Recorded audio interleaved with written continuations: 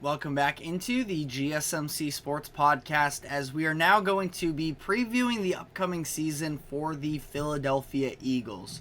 Just within these past couple days, we've heard a lot out of the Philadelphia locker room in regards to the relationship between Nick Sirianni and Jalen Hurts, that Sirianni even stood up in front of the locker room within the past week or so and took full accountability for last season and, admitted to the fact that he did some things that harmed the overall vibes of that locker room, his resistance to change on the offensive side of the ball when Jalen Hurts and then offensive coordinator Brian Johnson were trying to evolve as an offense. Nick Sirianni pushed back, and it led to a little bit of a tension between Jalen Hurts and Nick Sirianni, but I do think that this is something that with Sirianni, it's been a very loud offseason just in terms of there were a surprising amount of people that were calling for Sirianni's job just one season after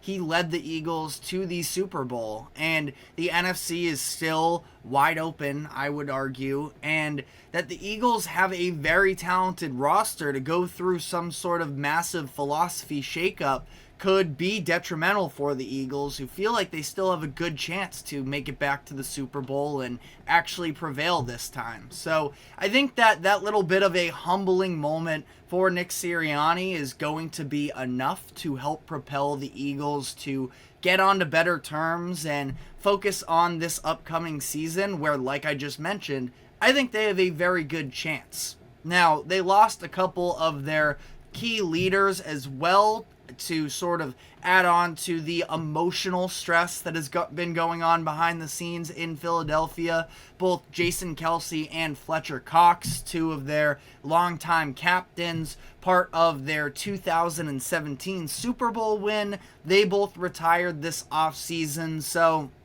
they are going to need to sort of, I wouldn't say find a new identity, but they're going to need to get bigger contributions from some of their other veterans, and having the likes of Sirianni and Hurts get on the same page so that the locker room can actually stay together in pursuit of this second Super Bowl ring.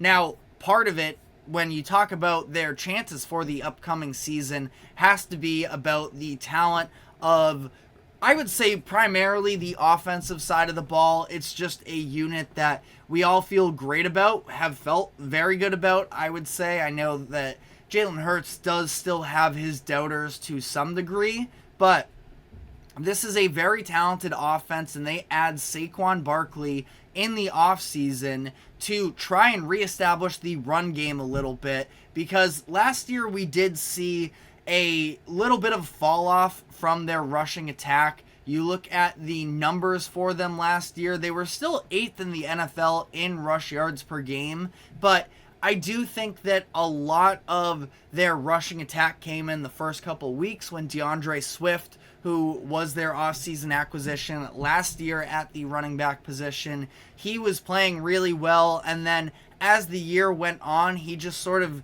seemed to be, and not fully blaming him, but the rush attack was less and less reliable as the season went on. So being able to bring in Saquon, which is a clear upgrade in my opinion, is definitely a big positive for the Eagles offense next season. And yes, losing Jason Kelce, I mean, sort of one of the biggest things that at least comes to mind when you talk about that is, well, what about the tush push? Because it was this unstoppable play for a couple of years now, so much so that other NFL teams were arguing that it's unfair and were trying to ban it to get it out of the rule book, which was a little bit ridiculous in my opinion. But they are going to have a new look at center. Cam Jurgens is moving over to the center position, and it is going to be Tyler Steen stepping up, at least as of now,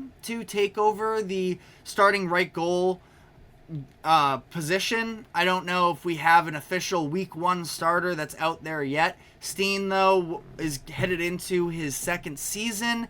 And across the board, I mean, this is still a very talented offensive line. You're returning the majority of your starters. You feel good about your tackle positions, and Landon Dickerson is also a Pro Bowl, All-Pro caliber guard as well. So I feel good enough about their offensive line that I don't think it should be an issue for them. Plus the fact that they just re-up new deals for A.J. Brown and Devontae Smith during the offseason. They get Dallas Goedert back, who was dealing with injuries for a lot of the 2023 season. That I think they should be in really good position to once again be one of the top units in the NFL. It's going to come down to Jalen Hurts, though, as well, where you look at where they struggled the most was the passing game last year, and Jalen Hurts was clearly dealing with a knee injury that he was able to play through it, but it wasn't the same version of Jalen Hurts that we've seen in the past. Again, when you talk about the dysfunction, the passing game is sort of where Sirianni and Hurts weren't seeing eye to eye last year. That I think that the article that was released from Tim McMahon and Jeremy Fowler yesterday talked about how they felt like the Eagles were a little bit too reliant on vertical routes. So seeing what other sort of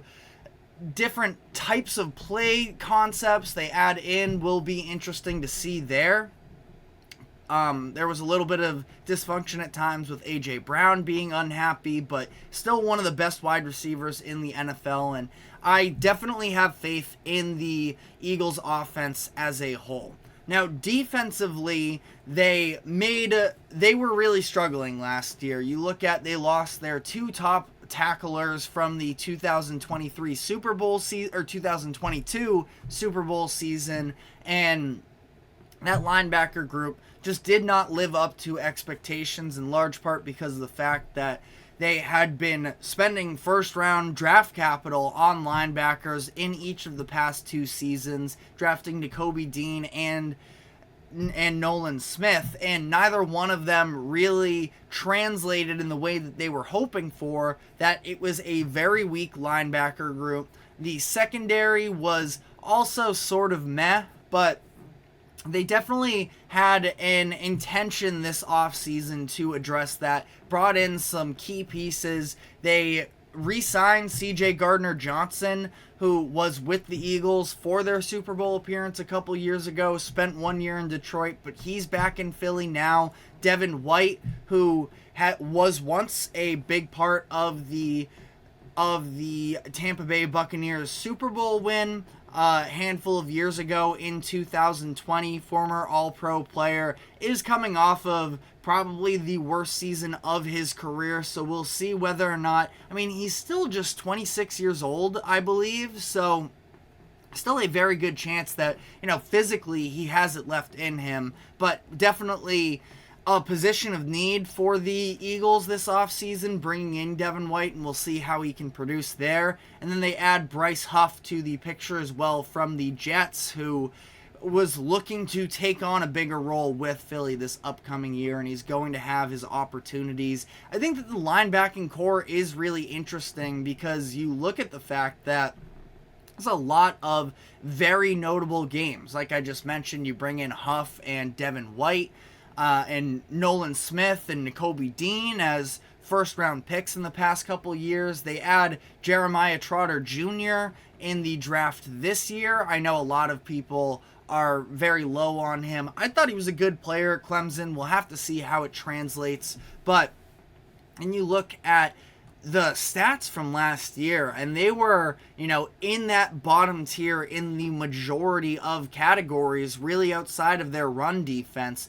31st in pass, 30th in scoring. I mean, this Eagles defense was at such a crossroads last year that they promoted Matt Patricia to their play caller, in the middle of the season, and it was just overall a mess. Now, they cleaned the slate on both their offensive and defensive coordinators. Kellen Moore now taking over the offense. Vic Fangio is now the defensive coordinator for the Eagles, so I do think it was upgrades at each of those positions. Moore and Fangio, I would say, are a little bit, in the same category of they have at times been very highly regarded as some of the best coordinators at their position, but also when we put them in those conversations, we've seen regression as well. Obviously, Fangio, he never saw eye to eye with the Miami defense, so that's why he sort of needed a change of scenery. Miami themselves wanted to switch things up there, so he lands in Philly, has a little bit of an edge, chip on his shoulder, maybe a little bit of an edge that I think he can play in well with the team that Sirianni is trying to go out there and coach. And there should be, I would say, talent. Now, you look in their secondary, there's definitely a number of older players, which can, you can sort of spin it however way you want. Experience is a good thing, but especially in the secondary, I feel like a lot of the time we can see the physical deterioration of, cornerback is probably, in my opinion, one of the most underrated, difficult positions to play in sports. So you look at who they currently have right now.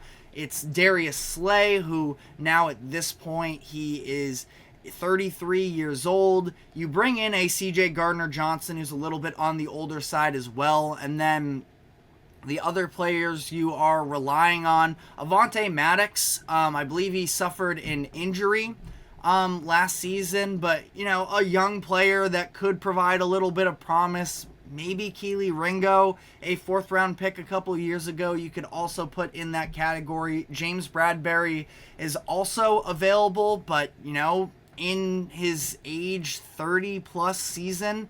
And I am really interested to see the development of Quinion Mitchell, who they drafted in the 1st round this past year. And I think it was a great pick for them. Obviously, Mitchell playing at Toledo, I believe it was, didn't have quite as many eyes on him while he was in college, but he was a standout stud really from day one of the Senior Bowl, and he has a ton of talent, so I'll be curious to see, how much runway he gets in his rookie season, because the Eagles are going to have a lot of pressure, I would say, in terms of team success this upcoming season.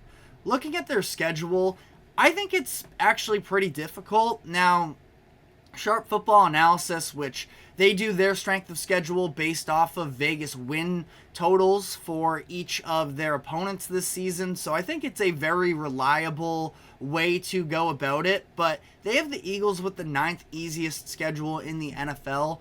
I do think that it's going to be a little bit more difficult than that. You look at week 1, playing a game in Brazil against the Packers. That's almost a coin flip, considering the Packers are A, good team, and B, you're playing the first game ever in Brazil, so no home field advantage. It's going to be a very unique setting. So that's how they begin their season, and I think that the first half of their schedule could be a little bit in that 500 conversation. Now, they play the NFC South. It definitely depends on how you evaluate them. I don't think that the NFC South is a particularly strong division, so you would think that they could probably clean up on a lot of those games, but at New Orleans, at Tampa Bay, I don't think that those are total rollover spots there, and some physical teams in that as well. Interesting there. An early bye week, you come out and you play the Cleveland Browns, who are another physical in the trenches team. So I think there's a good chance the Eagles could be sitting around 500 about halfway through the year. But after that game against the Ravens in Baltimore in week 13, I think things can sort of ease up for the Eagles a little bit in their final stretch to the playoffs. 4 of 5 games at home. You're playing a few divisional rivals in there, so I'm not going to say those are easy wins necessarily. The NFC East, those are always very good matchups, but I think that there's a lot of very winnable games outside of the Cowboys at home. I think that the Eagles can, pretty confidently win 4 of their last 5 games. But overall here, the Eagles win total, or according to Vegas, is sitting at 10.5. I do have them going over, and I think that, like I said, things could get out to a little bit of a slow start, but even so, I think that the Eagles are going to be able to have a bounce back year.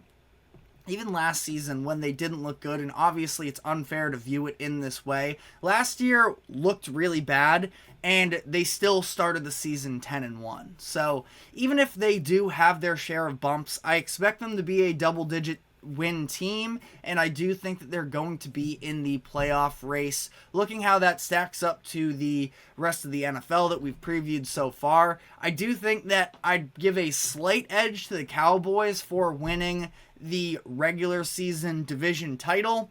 Obviously, playoffs is a whole different conversation, and we can only project so much as we're sitting here in early August. I don't want to, put myself at the mercy of, having these thrown back in my face, but I think both the Cowboys and the Eagles are going to churn out very good seasons, and I think both of them are going to be in the playoffs and have a pretty good chance to match up against one another. So let me know what your expectations are for the Eagles this upcoming season, and tomorrow we'll be finishing off our NFC East coverage by diving into the Washington Commanders. So again, let us know your thoughts in the comment section on the upcoming season for the Eagles, but we are now going to be taking our next break here, and when we come back on the other side, I want to talk about the key players to be keying in on in tonight's preseason games. Yes, it is still the preseason, but even last week with the Hall of Fame game, we got some key offensive starters for the Houston Texans, and I think that there are a number of names that will be very interesting to watch tonight. So stick with us, and we will be right back after this quick break.